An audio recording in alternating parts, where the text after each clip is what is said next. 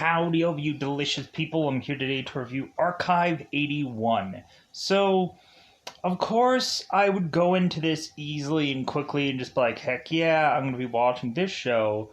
Simply because the concept behind it is like, yeah, right in my freaking wheelhouse.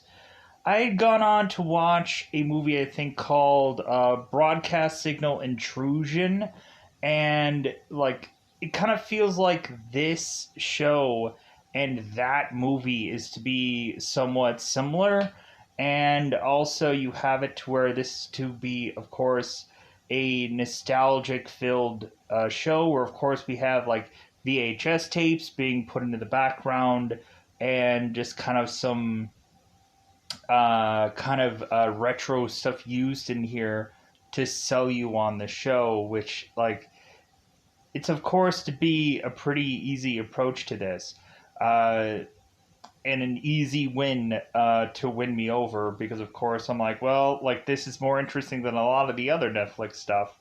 So this, of course, is to go on to be a mystery show where we are, of course, having a guy named Dan who is to have to figure out a mystery of why a building called the Vista apartment building had burnt down some time ago.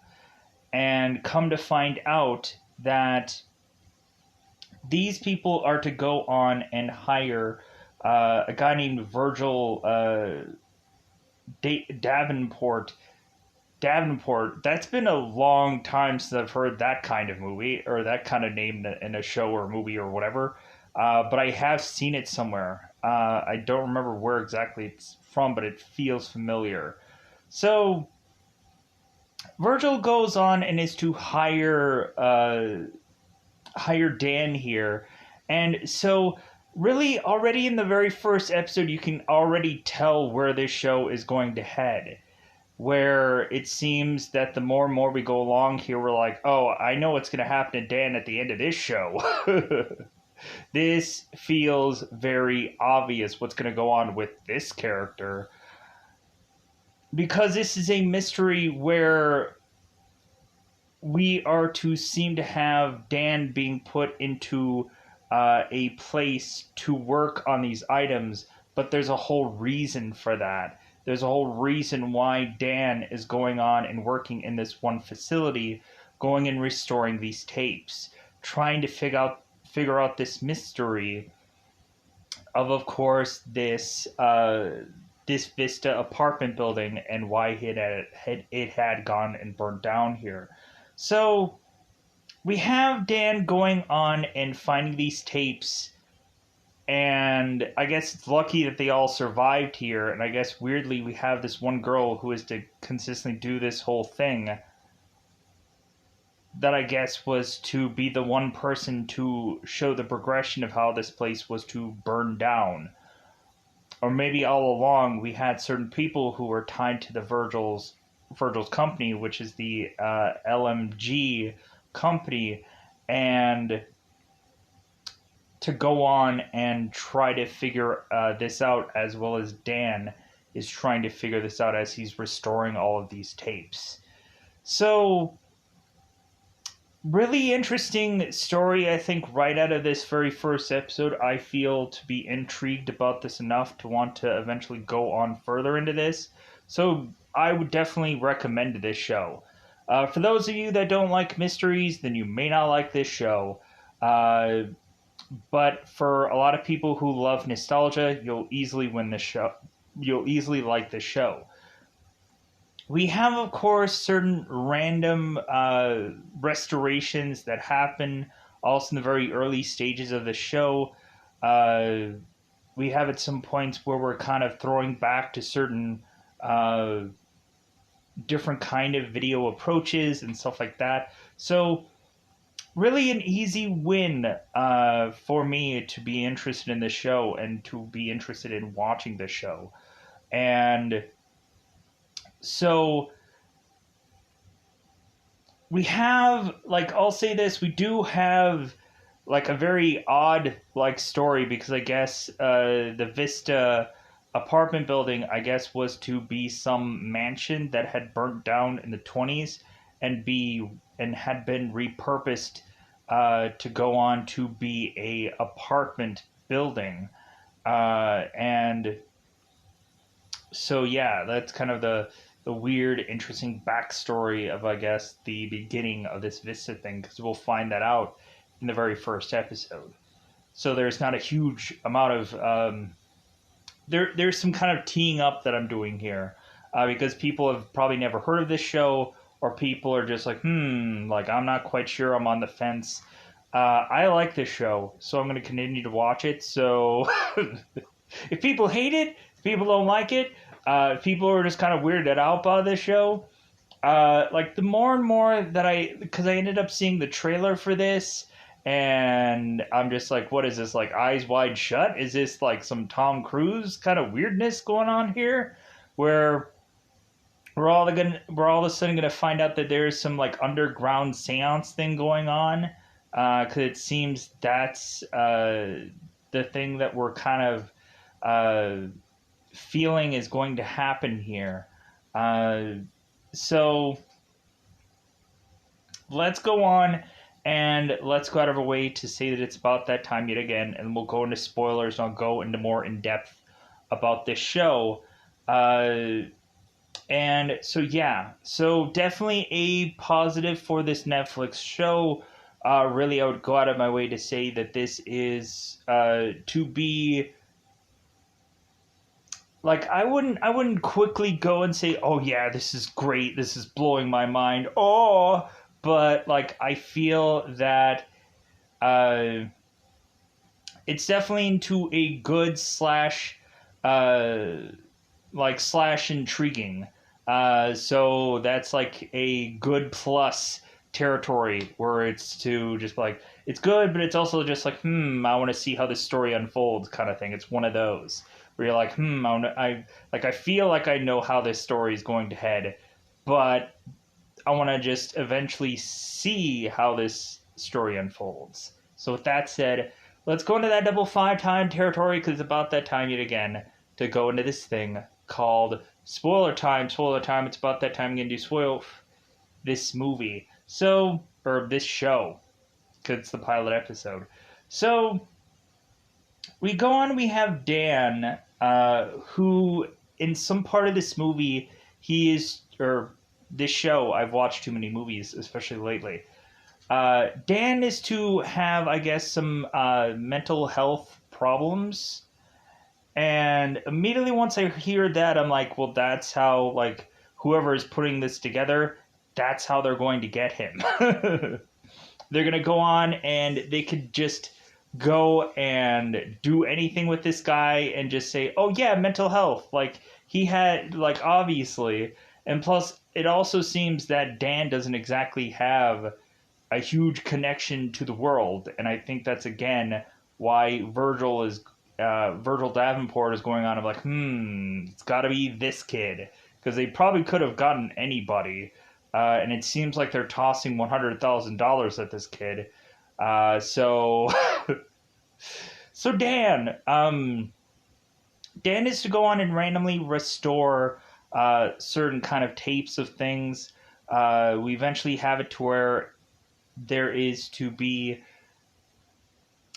this movie that Dan is to restore called The Circle, and so I guess the restoration that he is, of course, going on and doing this for is to be from some girl whose father was a big filmmaker, and he had gone on to do this movie, and so she was hoping to have this restored so she can go on and have a little piece of her father back, or that's kind of what Dan is to say when he's to talk here. So we go on and we have Dan who's restoring stuff, and so it seems like there's not anything that he cannot not restore. So so Dan is to go on and get approached by this guy who, of course, is to be. Oh no, wait.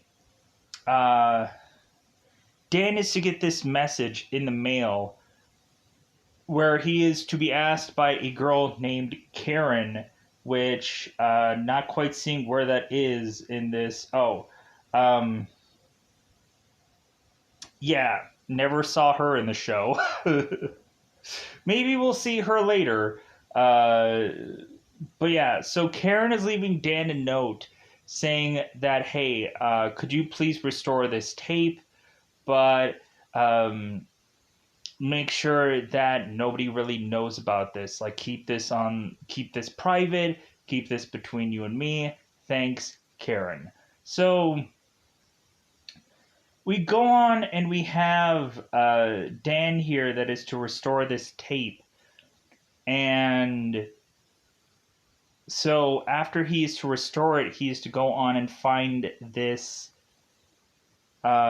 tape with Melody and her friend going on, and her friend is talking about that they're going to put gum in her hair and spiders on her because Melody is to want to go on and like think that maybe she'll go into this Vista apartment building, and Melody's asking her friend if she thinks that this is going to work out, that this project is going to work out, because she's doing it for school. She's doing it for her thesis because she, of course, is to be this NYU college student that is to go onto this apartment building to get this story of this burning, or this to just kind of see if there's any remnants or there's any kind of interesting thing that she could get out of this. So, because she ends up saying the very beginning of the video, like, who exactly she is, and so on and so forth, and that she's in NYU, and blah, blah, blah, blah, blah. So, Melody goes on, is like, okay, like, I think I'll go through with this. So,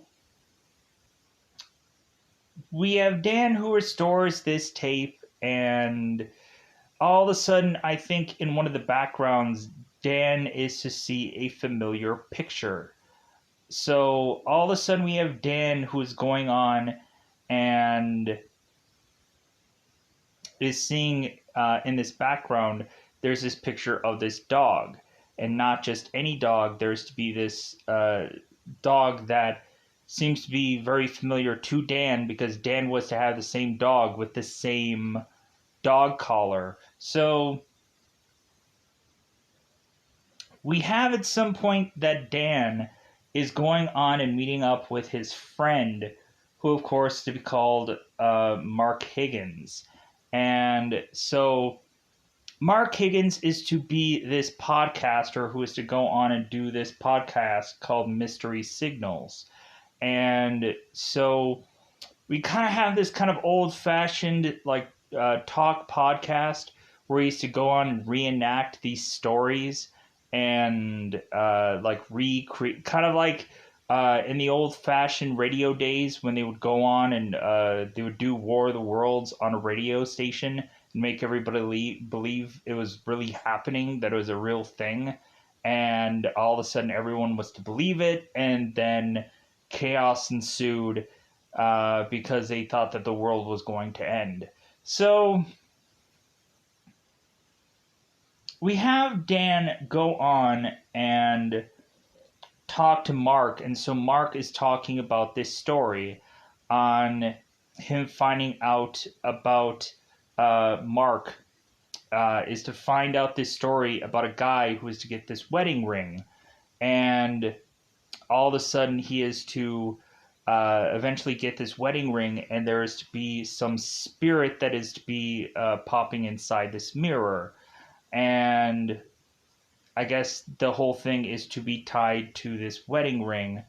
And so we go on here and we have eventually Dan talking to Mark, trying to convince him that this photo of his actual dog and this photo of this girl who has this dog is to be one and the same. Dan isn't putting two and two together that this girl was to have lived at the Vista apartment building at the exact same time as he was to. So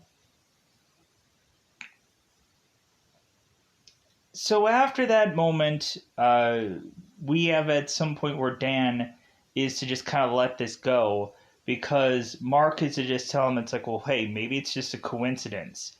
Like, who knows how many people probably have that same dog that has that same collar. Like, this collar may not be one of a kind. And so Dan's like, well, okay. So he lets it go. So we have Dan, who is to have Virgil Davenport have him come into his office. And so it seems that Dan is having a difficult time trying to Google this company, trying to figure out who they are, because so this seems like a real mystery for what these people really want from him. And Davenport is to kind of turn around and say, it's like, well, Dan, you're kind of the same person. And Dan's like, well, like, I like my privacy. And Davenport's like, I understand that, but like, we need to know things about you so we can hire you for this job. So, because Davenport is just to tell Dan here that these tapes are to possibly be connected to this Vista apartment building complex that had burnt down at a certain time period, which is to also coincide to the same apartment building that Dan and his parents had lived. Because I guess Davenport is to do some kind of research and know about this, to the point of now Davenport is going like, like, yeah, I know about that. And so Dan, who's kind of just like, oh my God, like, how is it that these people all of a sudden know this? Because it's not something you can easily Google, find out, whatever. This, like, there's something, like, bigger going on here, that there might be some connections with this company, or this company is spooky. So we have Dan kind of going back and forth about whether or not to go with this, but it seems like the payday is going to be pretty substantial. So, like, it's an offer that Dan can't really refuse. And plus, he wants to go and figure out the mystery also of what happened to that apartment building, because he could have possibly almost died from that building. So Dan is of course throwing caution in the wind, and is like, well, let's go on and just like see what the worst can happen. Let's see what the worst possible thing I could be finding out during my time here. As Dan goes on and is to again talk to Mark and say, hey, figure out what you can about this LGM company, because I am freaking spooked about these people. Like, these people can't easily find this stuff out. So all of a sudden Davenport is to take Dan to this complex, and Davenport is to mention that he background checked Dan here and found out a previous place he used to live.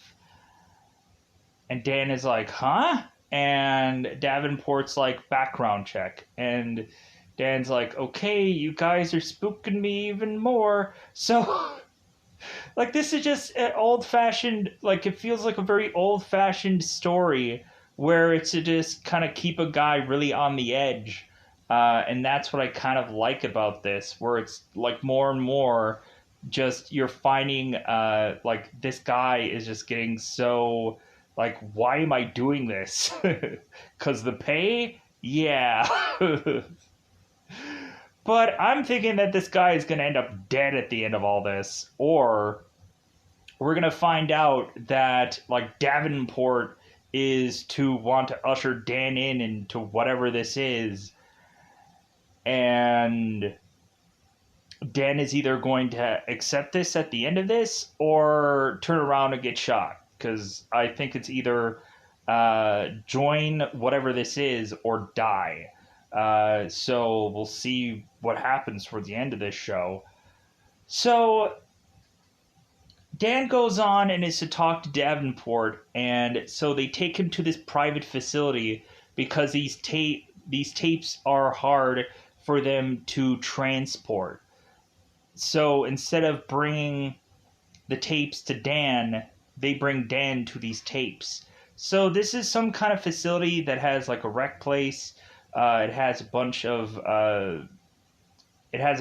just like rooms, spacious and whatever. And I'm immediately thinking in my head, like, is Dan going to be the only one living here? Because I don't want all of a sudden some guy to just jump out of the shadows and be like, oh yeah, I'm living here also. Like, and that would have been the one question where I think Dan should have asked, but he never does. So Davenport goes on and is to say there's quite a bit of this facility that is actually outdated, but it seems that the equipment, of course, that Dan is going to be working on is state of the art. Because, of course, they're like planning ahead for, like, okay, Dan won't need anything when it comes down to him actually needing to do the work part of his job. So Dan's like, okay, this is great. So we go on and we have Davenport giving Dan this like weird little, it looks like a watch, where I guess Dan is now like, okay, what is this? Like, what is this watch? Because Dan is kind of frustrated by this because it feels like this is the thing that they could probably track him or like any number of things. And Dan at this point is just like, well, hey, like, what else did you need? Do you need my urine, my stool sample? Do you need my blood? Like, what else do you need for me to continue to do this job? And Davenport is just like, well, hey, like obviously with the payout you're getting, like, we want to be thorough. Like, we want to go and really know who you are to make sure that you're going to get this job done. And Dan's like, sure. So we have Davenport, who is to give this guy this watch to just say, like, hey, if you go on, you press this button on this watch, like, people will be here to help you within mere minutes. Because obviously you could run into any kind of problems here, and so I want to make sure that you're safe. And also that button could be used if you have any mental distress. Because Davenport is to also realize that Dan has had some history with mental health. And Dan is just like, wait a minute, how do you know? And like, background check, like, son of a bitch! They know everything! Good God! Were you gonna stick a thermometer up this guy's rear before you had him take this job? Good grief! Just to see, like, oh, temperature 74 or whatever. Yeah, it's pretty cold. Jeez, man. Gee Willikers. Anyways, so Dan takes this job, and I'm just like, man, yeah, at any point, this guy is still not considering to just kind of pull the ripcord. Like, man, you would think this is like Leonard from Big Bang Theory, where he goes on and is to live with Sheldon Cooper and has to just do all of this paperwork to agree or disagree to any number of this roommate agreement. It's kind of the same thing here. So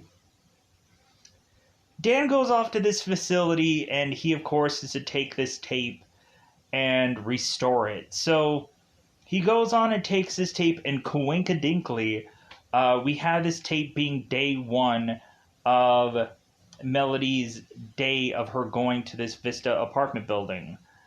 And so we had Davenport telling Dan where these tapes all are, as if that's the only thing that they have in this entire rack of stuff is just this one thing of tapes, because I guess everything else is to be stored away elsewhere. We also had, weirdly, Davenport was to keep the camcorder that was attached to these tapes. I guess maybe if they need to find a model off eBay somewhere, or if for any reason there is to be just kind of loose ends to this tape recorder, or this camcorder. I'm thinking, like, there has to be some kind of reasoning for the whole camcorder thing, and we'll at some point probably figure that out. Maybe whoever was to have this camcorder thing, like, maybe there's some kind of secret thing, whatever, that we're gonna uncover here with this whole camcorder business. So Dan goes and is to, of course, do this this restoration. And so when we go on to do that, now we transition to cover Melody's stuff, to where we have convinced here that we don't need to 100% see the whole tape recording of everything, because whenever Melody is just to have, like, the camcorder present, we're like, oh, okay, so, like, the reason why we are to get this story is because the camcorder is present. I'm like, man, that's really cool. I like that. How we have this kind of, like, we get the story, and Dan gets his story because we seem to have her being like doing this, but we have other cameras that are. So I'm really liking that we don't have that, like, VHS thing kind of look of this tape for this portion of stuff, or this camcorder approach, whichever. Anyways, so we have, of course, Melody, who is to go to this apartment complex, and so she, of course, is to mention the history of it, which I think I've already mentioned, so I don't think I'm going to go back over that. So Melody goes to this apartment complex to meet this guy who looks to be in a jumpsuit, like a janitor's outfit, and this guy's name is John Smith. And I'm thinking, I'm like, this can't really legitimately be this guy's name, because we also have Melody who's saying, it's like, well, is that your theater name? Because this feels like a generic name that this guy made up at the last second. It doesn't feel like this guy's name is legitimately John Smith, because it's a severely generic name. So we have this guy who comes in and is to show Melody the apartment building and show her where she's living. And so Melody starts going and sleeping, all of a sudden to be awakened in the middle of the night to hear some weird, bizarre chanting or music through this, I'm assuming, like heater or some certain kind of like vent kind of thing. I don't know the perfect word for this, because maybe a pipe, maybe through some kind of piping like stuff. What, I don't know.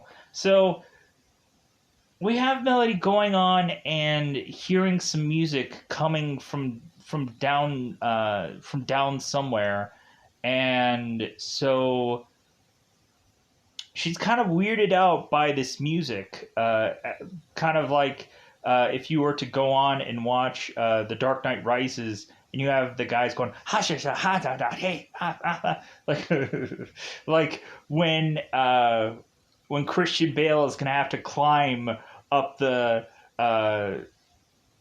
up that thing, and they're like, oh my god, is he gonna do it? I hope not. I hope he just falls to his death. Because then that would have been a much shorter film. So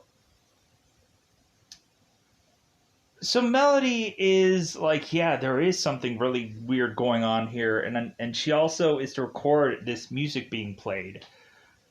So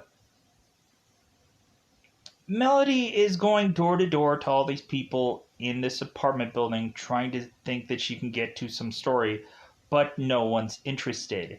Or probably everyone is not actually in this apartment building because maybe they work during the day.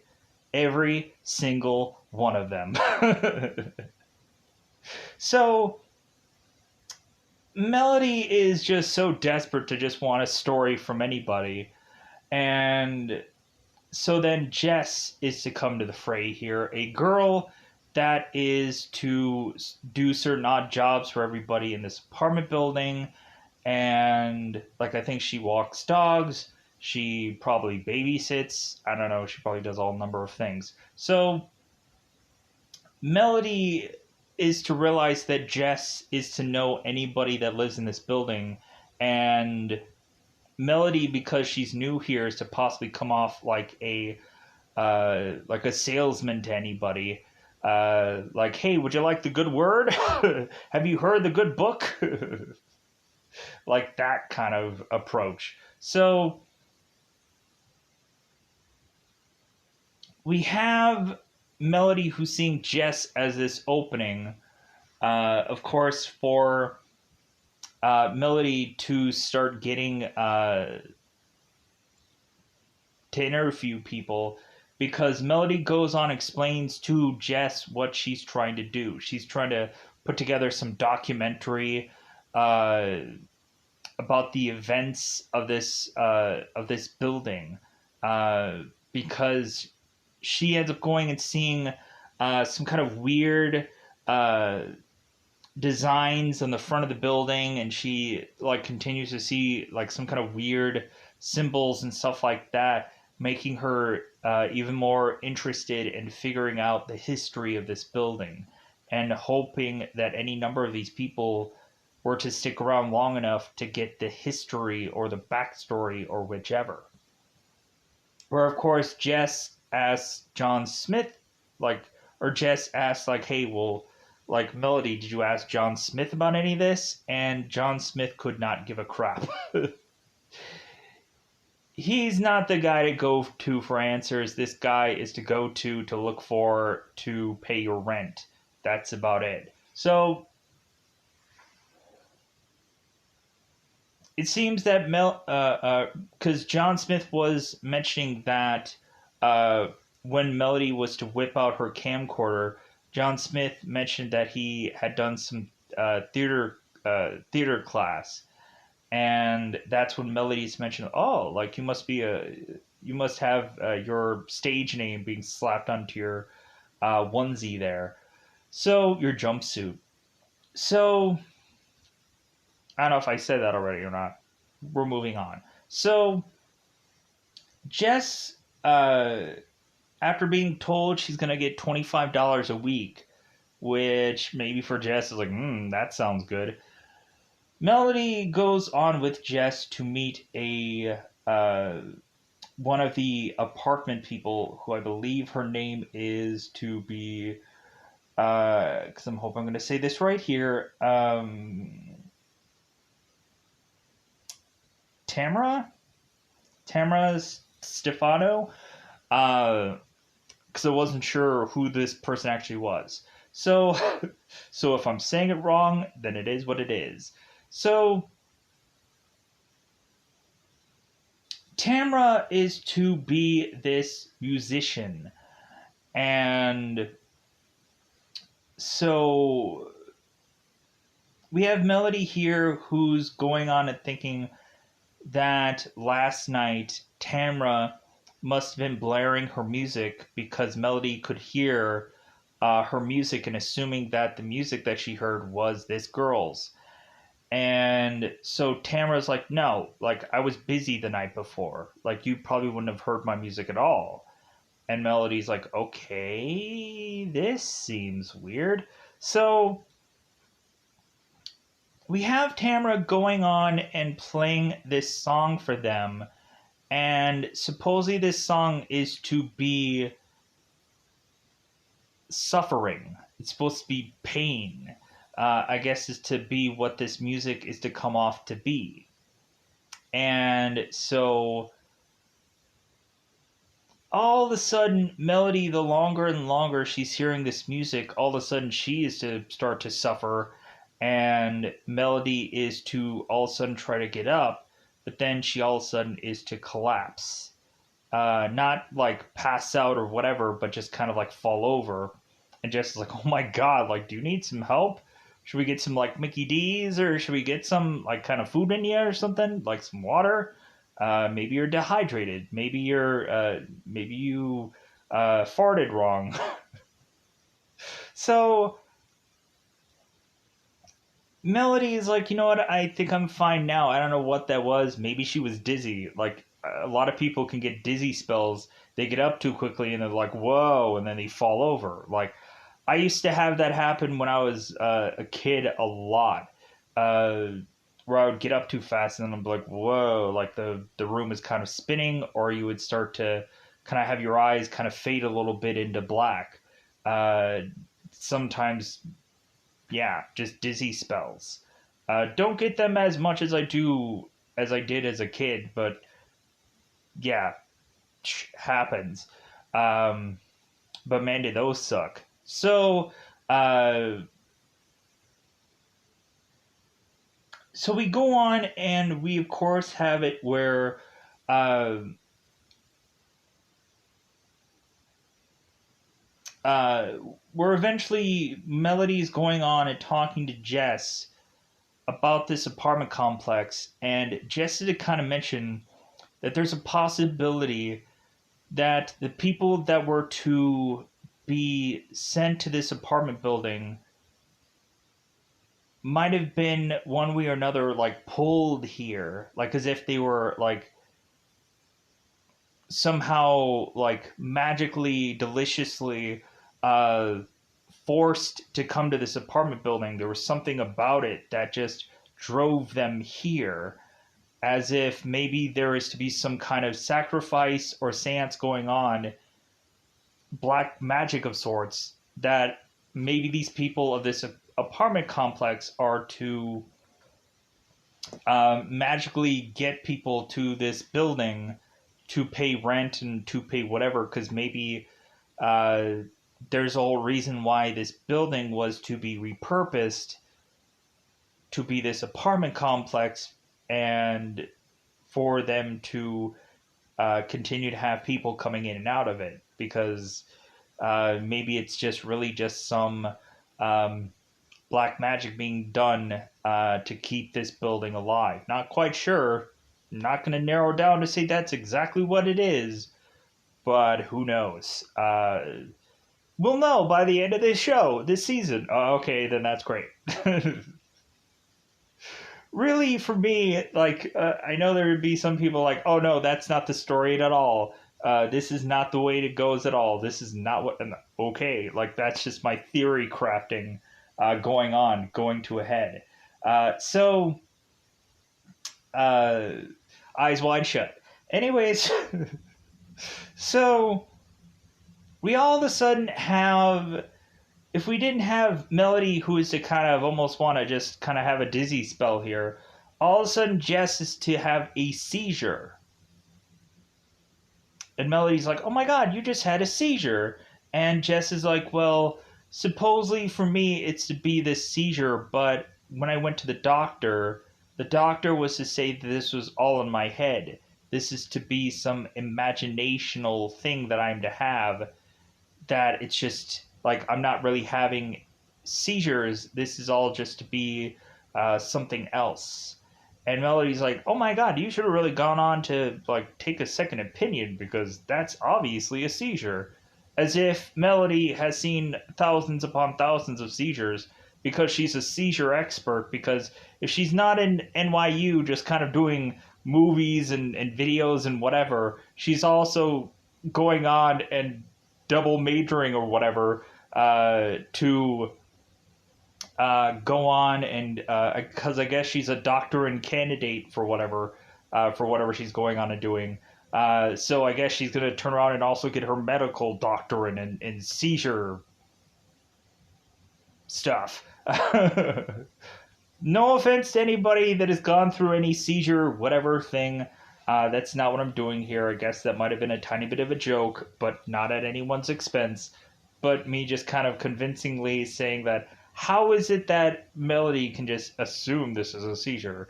Uh, Really, you could just have kind of people just kind of like maybe they got a chill, really bad chill for whatever reason.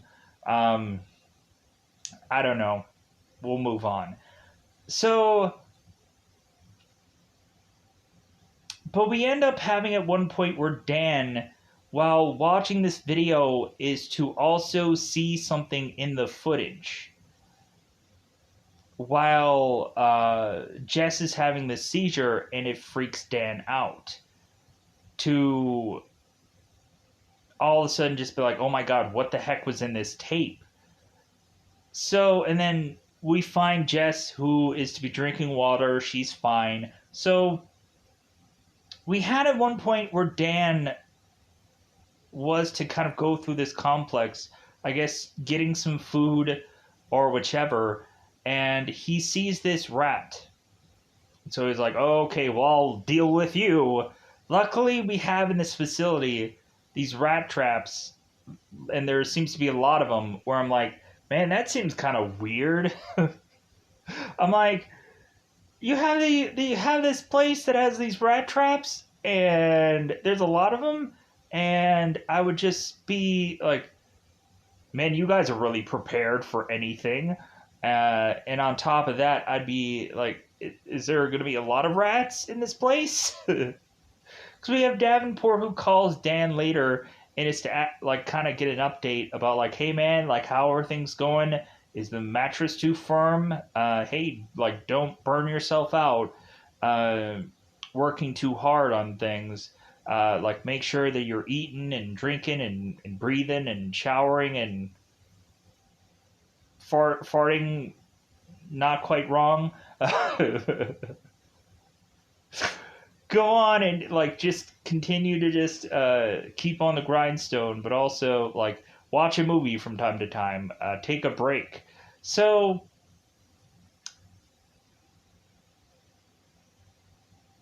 yeah, so we have kind of Dan going and talking to Davenport about things.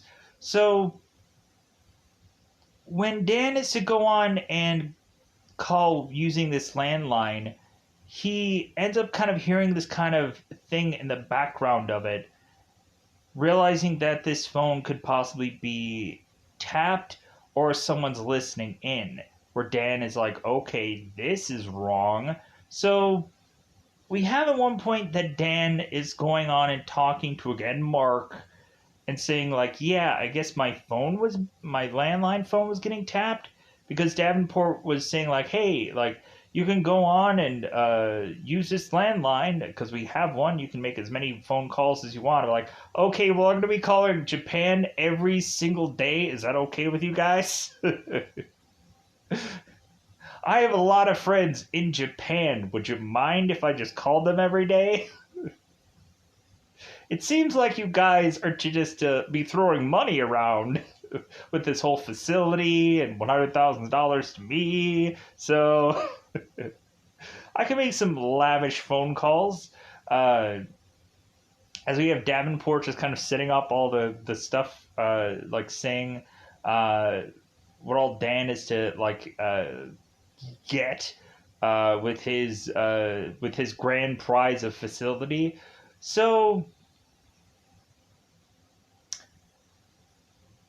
Dan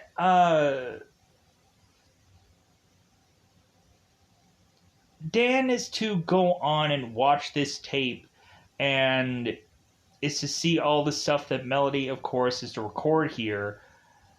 And so we turn around and have kind of Dan going and watching this video, and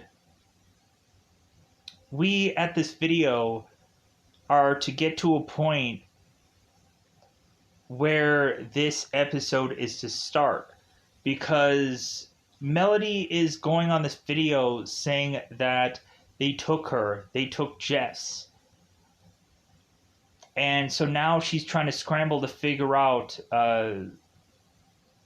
like, why did they take her? So Melody is going through this apartment complex and is going on and meeting, like, John Smith from the beginning of this episode before, and she's going and continuing to meet these people that she's trying to ask them questions and they're not giving her answers. So all of a sudden, at the tail end of this, we of course have Dan's father, who is Stephen Turner, appear into frame of this tape, and so Dan is like, "What? That's my dad.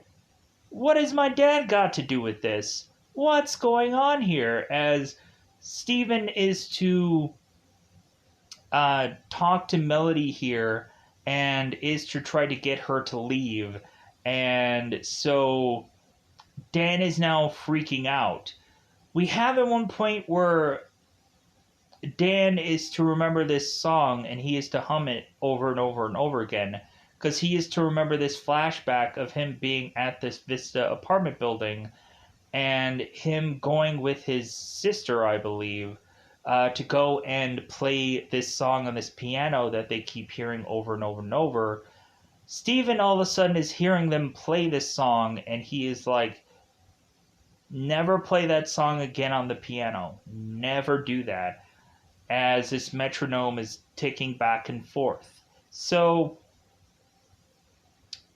Steven is to walk away here hoping that his kids will stop messing around with the piano, because maybe there is a reason for that. Maybe Steven is to try to force his kids to not come up with the answers. Maybe there is some kind of weird thing going on here. Maybe about that music is to possibly, in some ways,